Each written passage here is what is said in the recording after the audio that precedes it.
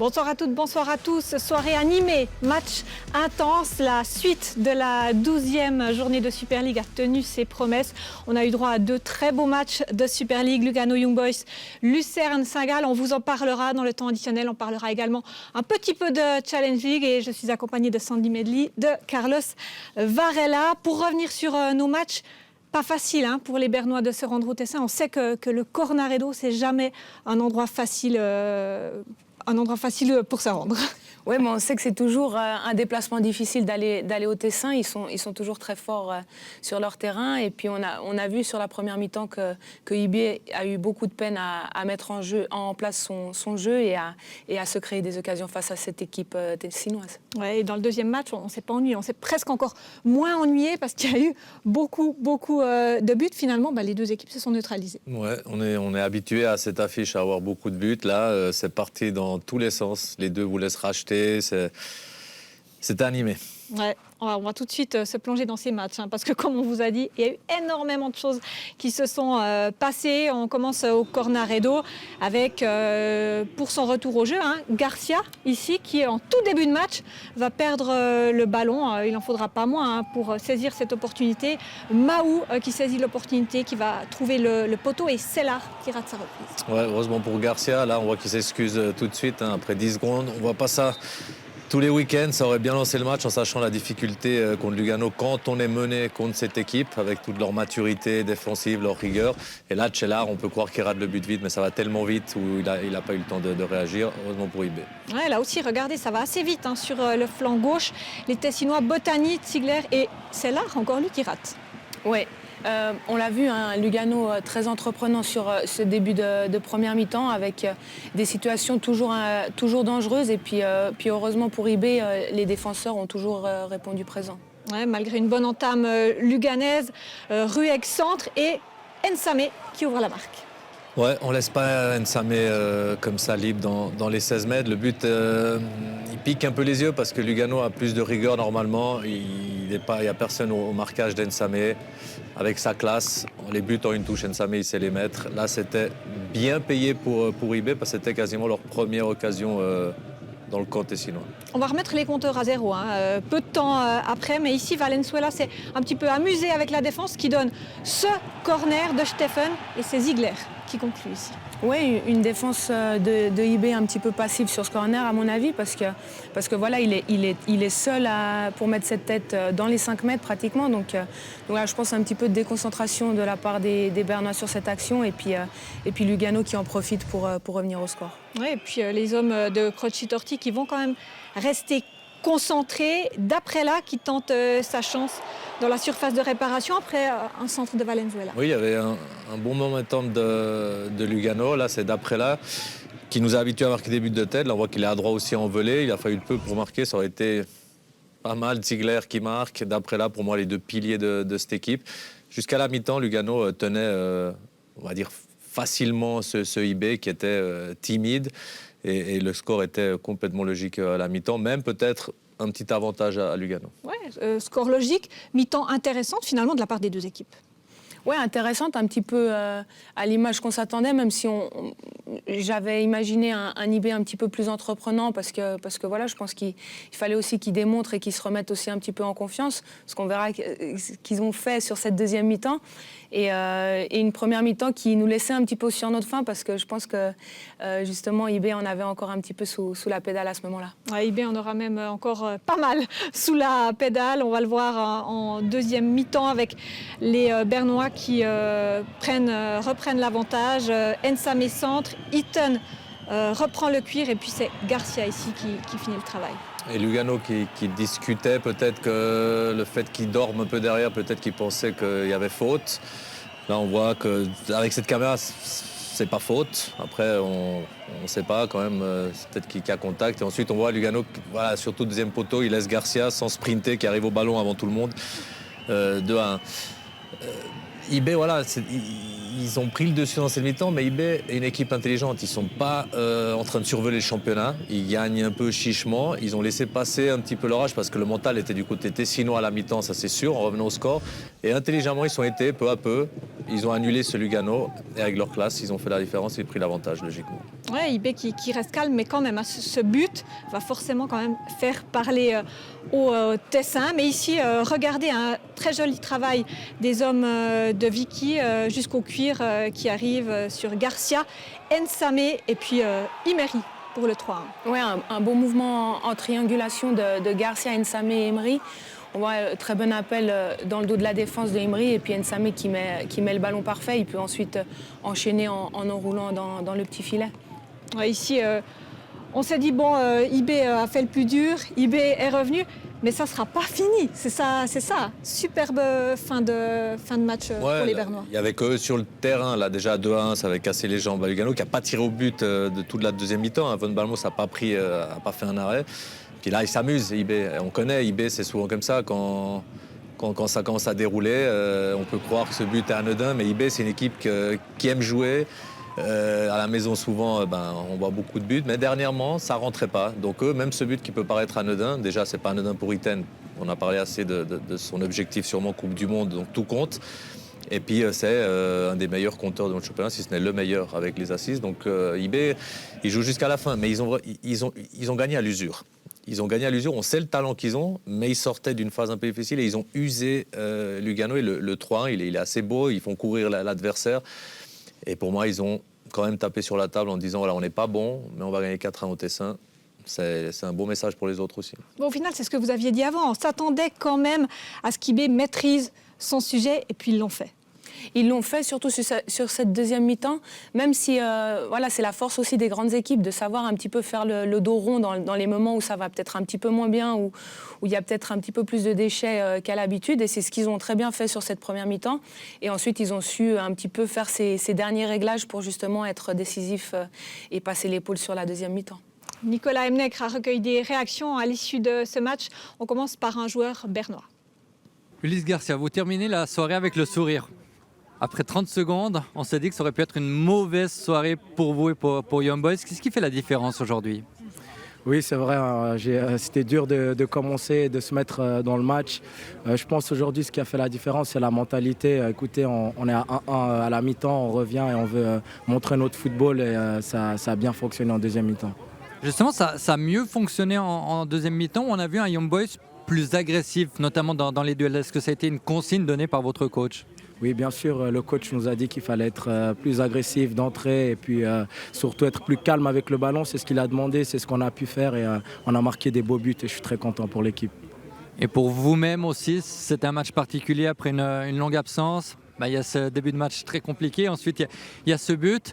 Content quand même d'être de retour en Super League. Oui, bien sûr. Écoutez, c'était compliqué de se mettre dedans après 4-5 semaines, mais ensuite, c'est allé petit à petit, ça allait de mieux en mieux. Et bien sûr, des sentiments incroyables de pouvoir être de retour sur le terrain avec l'équipe et en plus de pouvoir marquer et gagner ce match. Gagner à Lugano, où c'est jamais évident, c'est le genre de victoire qui au final peut faire un champion. Écoutez, trop tôt pour dire, mais c'est vrai qu'ici à Lugano, c'est jamais facile. On a fait une très bonne performance en deuxième mi-temps et c'est ce qu'on va prendre pour continuer les prochains matchs. Il ne veut pas trop se mouiller, mais c'est vrai que même pour lui, personnellement, en vue de la Coupe du Monde, de marquer, c'est une bonne chose. C'est une super soirée et c'est vrai que ça aurait pu mal commencer, mais pour lui, voilà, retour, buteur, les 3 points au bout, c'est clair pour lui, il ne pouvait pas rêver mieux. Et on écoute à présent une réaction luganaise. Reto Ziegler, on est obligé de commencer par l'action du 2-1 parce que c'est le tournant du match. Comment l'avez-vous vécu cette scène où Sabatini se retrouve au sol après un duel avec Itten ? Bon, après, c'est jamais facile sur le terrain, mais pour moi, c'est faute sur Sabatini. On a fait de notre mieux, on a parlé avec l'arbitre. Je pense même qu'il a écouté la VAR. Après, voilà, c'était le tournant du match. Après, voilà, on aurait pu encore marquer après ça, mais c'est vrai que mentalement, ça nous a mis un coup. Ouais, c'est dommage. Ça se passe de temps en temps que les grandes équipes, ils sont une espèce de bonus. J'aime pas parler de ça, je ne vais pas faire de polémique, mais c'est vrai que c'est une faute pour moi. Maintenant, on a fait trop d'erreurs pour pouvoir gagner aujourd'hui contre IB. Si quelqu'un n'a pas vu le match et voit le résultat, je pense il pense qu'il est beaucoup plus fort que nous, mais je pense que le résultat, il n'est pas correct. Voilà, ils ont été plus efficaces, c'est clair, mais je ne pense pas qu'on a mérité de perdre 4-1 aujourd'hui. On a fait une bonne première mi-temps. Mais voilà, deuxième mi-temps, on a fait trop d'erreurs, on n'a pas gagné les duels qu'on a gagnés en premier mi-temps. Et voilà, je pense qu'ils ont mérité. Mais c'est dommage parce que je pense qu'on était dans le coup jusqu'à 2-1. Justement, peut-être un axe de progression, c'est entre guillemets digérer ce deuxième but, comme vous avez bien su digérer le premier, apprendre à prendre cela. Non, il faut bien sûr. Après, c'est pas la première fois qu'on prend des buts, mais voilà, maintenant il faut apprendre nos erreurs. Ce qui est beau dans le foot, c'est que dans quelques jours, on a à nouveau un match. Voilà, il faut se reposer, on a analysé ça. C'était une équipe qui était physiquement peut-être au-dessus de nous, mais on a réussi à tenir tête en première mi-temps. Maintenant, il faut réussir à tenir tête à une équipe comme ça pendant 90 minutes. Ouais, il y a déjà un match samedi, Lucerne-Lugano. C'est vrai qu'il faut tout de suite se focaliser sur le prochain match, garder le rythme. Oui, c'est l'avantage un peu dans ces semaines anglaises parce que c'est vrai qu'on n'a pas trop le temps de réfléchir sur le match qui vient de se terminer. Il faut tout de suite se concentrer sur le prochain. Et puis là, Lucerne va arriver aussi un peu plus en confiance, j'ai envie de dire, qu'avant, qu'au début de la semaine. Et puis ça va être aussi un beau match à suivre entre ces deux bonnes équipes. Voilà donc pour ce premier match, victoire de Young Boys face à Lugano. Deuxième match en parallèle ce soir qui se jouait à la Swiss Sport Arena. Lucerne recevait Saint-Gall. Deux équipes qui devaient se racheter après des prestations en demi-teinte le week-end passé. Et là aussi, ça démarre vite dans ce match. Sur le côté gauche, centre pour Dorn. Là, Saint-Gall a déjà un petit avertissement. Ouais, après 1 minute 15 de jeu, c'est vrai qu'on sent tout de suite les intentions lucernoises sur cette action. Ça sera aussi un petit peu leur fil rouge tout le long de la première mi-temps, vraiment d'aller vers l'avant et de chercher de marquer un but. Ouais, Lucerne ouvre le score après une combinaison Meyer-Dorn et puis c'est Dreger qui conclut. Superbe action et dans la continuité de la grosse case qu'ils ont ratée, on est tellement habitué à voir Saint-Gall entamer les matchs à fond. Et là, imaginez ce que Lucerne a dû faire de juste. Et je les ai vus très agressifs aujourd'hui. Et cette action, Meyer, c'est à mon avis un des meilleurs joueurs de notre championnat entre les lignes. Et là, j'aime bien l'assist parce que c'est du sang-froid. Il pense tirer. Ensuite, il y a un joueur qui vient en opposition, il la décale. Amplement mérité, grosse entame de Lucerne. Ouais, peu de temps après, ballon perdu de la part des hommes de Frick. Et c'est Latelat qui égalise. Il égalise d'une superbe manière. Là aussi, beaucoup de sang-froid pour faire le crochet qui est juste pour éliminer le défenseur et ensuite se mettre sur le pied gauche qui va trouver ensuite la lucarne. Donc un magnifique but. J'en parlais tout à l'heure, c'est vrai que c'est important toujours les 5 minutes qui suivent un but parce que c'est souvent là où on est peut-être un petit peu moins concentré, un petit peu moins dans le match et ça peut profiter à l'autre équipe. Ouais, des occasions. Il va y en avoir plein. On en a sélectionné quelques-unes. Ici, un corner avec Bourch qui aurait pu marquer. Mais les gardiens ont aussi été extrêmement bons à l'image de Ziggy ici. Mais Müller le sera aussi. Ouais, bon et moins bon. On verra plus tard. Mais c'est vrai que regardez les minutes, c'est parti vraiment dans tous les sens. Il y a eu des arrêts, des occasions quasiment chaque 2-3 minutes. Voilà, il y a encore Dreger qui rate. Mais Dreger, très bon sur l'ensemble de la partie. Très bon, déjà sur le 1-0 et puis vraiment dans tous les bons coups sur cette première minute, sur cette première mi-temps, pardon. Et on va voir par la suite que ça va continuer comme ça. Ouais, ça va continuer, ça va vite, extrêmement vite, c'est intense, c'est animé. On voit encore ici une tentative de Guindo et puis un but qui va arriver gentiment, un but de Guy Menot. Là aussi, très beau but à ras de terre. Ouais, un but d'attaquant, il a le sang-froid pour pas se précipiter dans sa frappe. Il attend vraiment le bon moment où il y a vraiment l'ouverture pour placer sa frappe et il la place très bien dans le petit filet et puis c'est imparable pour le gardien. Incroyable l'intensité de ce match parce que les actions s'enchaînent, mais pas seulement les actions et les occasions, les buts aussi, parce que encore dans la première mi-temps, Dreger, qui sera seul, va pouvoir égaliser et ici il a un doublé. Et les erreurs défensives s'enchaînent aussi parce que là le but il est beau. Dreger, à ce moment-là c'est l'homme du match, il est partout à gauche, à droite, au milieu, mais là c'est une erreur. Et comme par hasard, de nouveau, Saint-Gall, qui au lieu, pour moi, et je le dirais, s'il ne change pas toute la saison, au lieu de partir au vestiaire avec ce 2-1, il se rue à l'attaque. Et Lucerne fait un bon match. Aujourd'hui, ils sont très agressifs, ils n'ont pas souffert du tout de ce pressing. Et là, on joue quasiment quelques secondes avant la mi-temps. Ça change tout. Allez, regardez, de nouveau, là, on se retrouve avec un 1 contre 1. Ouais, là, c'est une faute. Hein. Ziggy qui sort de sa cage et puis qui écarte Sorgic des pieds. Il y a discussion, il n'y a pas discussion ici? Là, il n'y a pas de discussion. On voit clairement qu'il y a contact dans les 16. Carlos, qui est un attaquant, le sait très bien dès le moment où le gardien sort et il est touché. C'est vrai et il touche l'attaquant, c'est vrai qu'il y a toujours pénalty. Donc voilà, mais par contre, je reviens un petit peu, c'est la 48e et on voit vraiment que Saint-Gall a pas du tout appris de ses erreurs et laisse vraiment là, sur le début d'action, un contre 1 très dangereux en cette début de deuxième mi-temps. On a vu Meyer transformer le pénalty. Et puis ici, Fonmos qui signe l'égalisation 3 partout. Oui, alors c'est clair qu'ils vont y croire jusqu'à la fin parce que pour moi, ils ont que ce plan A, c'est attaquer. Là, je pense que le tir, il est dévié. On va voir, oui, ça prend Müller à contre-pied.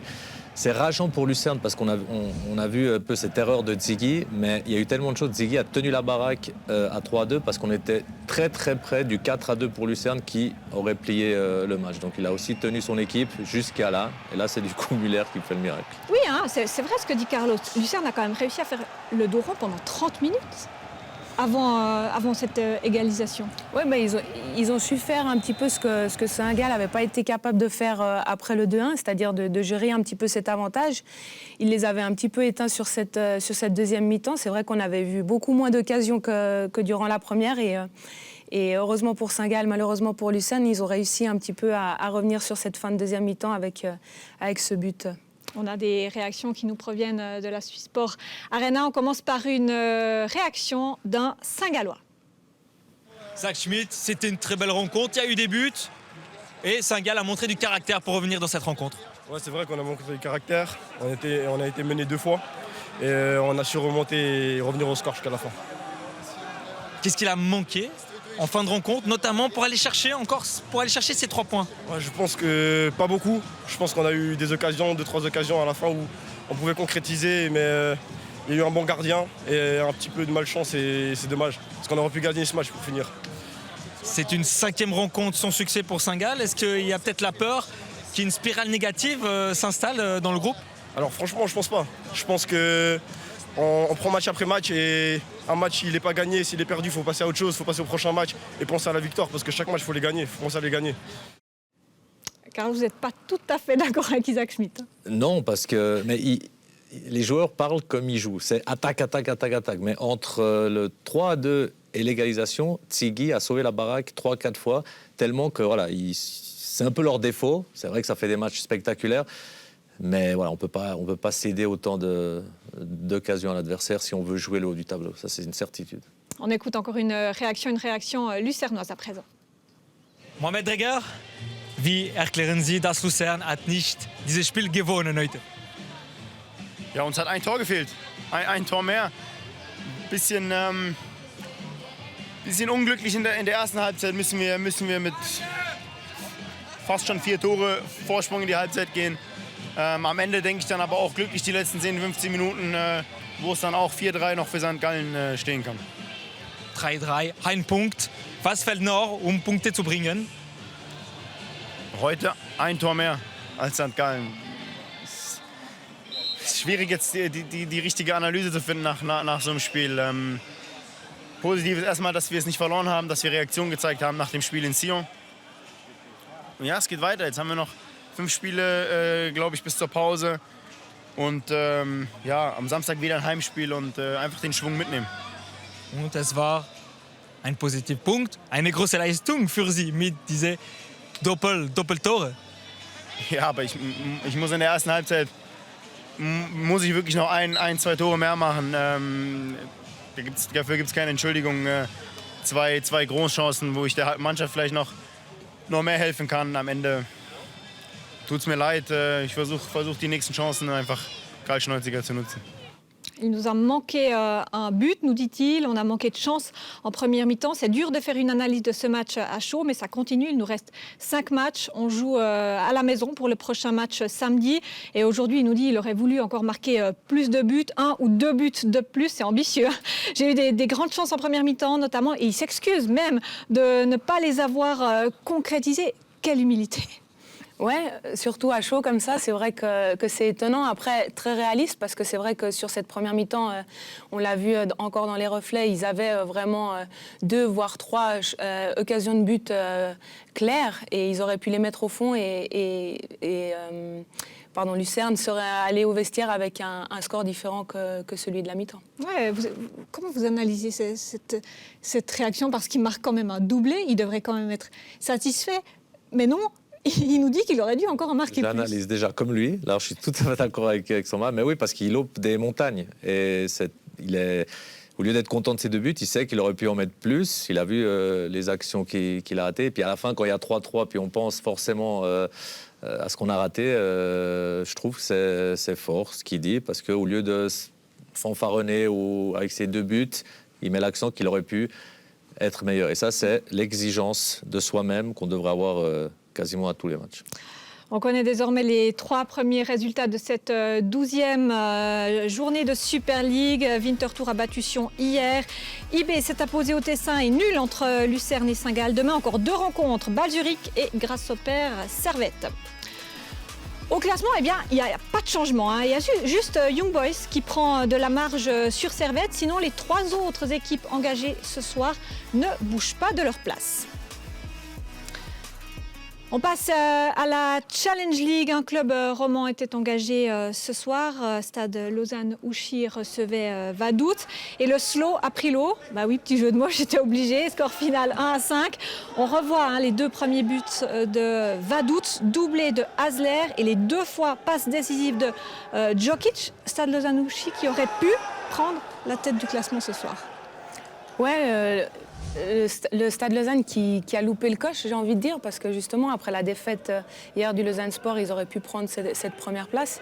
Il y avait eu quelques changements dans le 11 titulaire, donc je ne sais pas s'ils avaient vraiment envie d'aller chercher cette première place. Moi, je pense que oui, mais voilà, dommage pour eux. Et puis, c'est vrai que contre une équipe de Vaduz qui est actuellement pas très en forme en championnat, je pense qu'il y avait mieux à faire. Mais quand même, les 3 clubs vaudois qui sont dans le top 4, que peut espérer par exemple Stade Lausanne-Ouchy? Parce que Stade Lausanne-Ouchy est quand même 3e ce soir. Monter en Super League. Quand on voit tous les matchs que ça sonne, personne n'arrive à faire des séries et partir, même Lausanne. Là, il y a une semaine anglaise. Peut-être qu'ils ont dû souffler un petit peu. Et puis Vaduz, on est tous en train d'observer Vaduz cette année, qui nous fait des miracles en Europe et puis qui n'avance pas en championnat. Donc, ils allaient se réveiller. Je pense que c'est une équipe qui va commencer à s'installer, même si le retard est grand. Mais en tout cas, tout le monde, ça fait du mal à Xamax. Parce que si Vaduz part, on verra. Mais sinon, tout le reste, c'est vraiment une Challenge League passionnante. Et je pense qu'il y a tous les clubs qui sont en train de se dire que cette année, il y a quelque chose à faire. Vaduz qui a fait un bon match ce soir. Mais il y a quand même peut-être un petit peu de déception de Vaduz sur ce début de saison en Challenge League. Oui, après, je pense qu'il fallait qu'ils digèrent aussi ces soirées européennes. C'est vrai qu'on ne les attendait pas du tout là où ils sont arrivés. Et je pense qu'ils n'ont pas forcément le contingent pour laisser aussi reposer les joueurs et enchaîner les matchs comme ça à haute intensité sur des semaines anglaises. Donc je pense que, comme l'a très bien dit Carlos, il faut leur laisser le temps dans ce championnat pour prendre le rythme. Je pense que dès le moment où ils auront plus à enchaîner avec les matchs européens, ils vont pouvoir enchaîner des victoires et commencer à emmagasiner des points. Vous avez vu le classement, les 3 clubs romans qui sont dans le top 4. C'est un petit peu l'information qu'on retient, en tout cas en tant que roman, enfin les 4 vaudois. Prochain rendez-vous demain avec les 2 derniers matchs de la 12e journée de Super League. Michael Bugnon, Thibert Pont, Alain Rochaille, ils seront à notre place. On leur souhaite bien du plaisir. En tout cas, c'était cool d'être les 3 ici. Carlos, vous avez survécu avec 2 femmes en plateau. Magnifique. Rien à rajouter. Samedi, on vous retrouve samedi. L'acclimatation, ça se passe bien. Ça va bien pour l'instant. Si je pouvais avoir plus de soirées comme celle-ci avec 10 buts en 2 matchs, ça serait parfait. Ouais, on vous accueille ici quand vous voulez avec grand plaisir. Merci beaucoup de nous avoir suivis. Douce nuit. À bientôt. Bye bye.